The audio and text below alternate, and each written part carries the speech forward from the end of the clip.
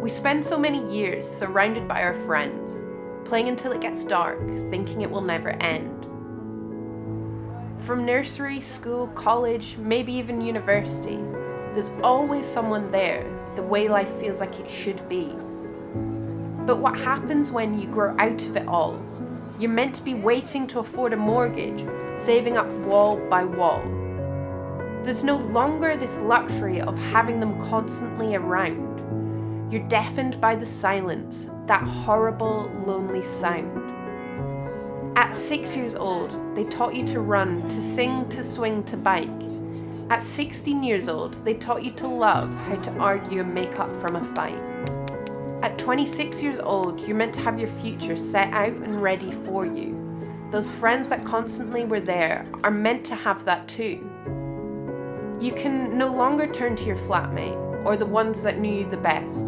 Because you're older and more stable, you're meant to be able to deal with the stress. Our society likes to build you into your little box. We run around each day depending on our clocks.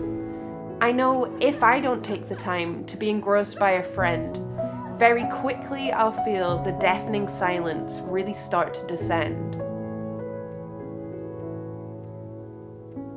When you get the time to catch up with your mates, listen well, laugh hard, treasure the time you take.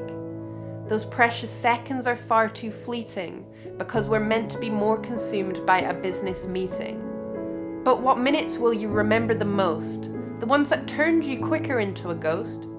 Or the time you spent laughing so hard it really hurt, like that 6-year-old kid not caring about the dirt?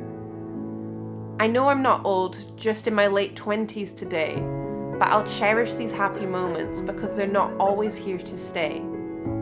Don't forget those limitless hours do come to an end. Never again will I take for granted the time spent with a friend.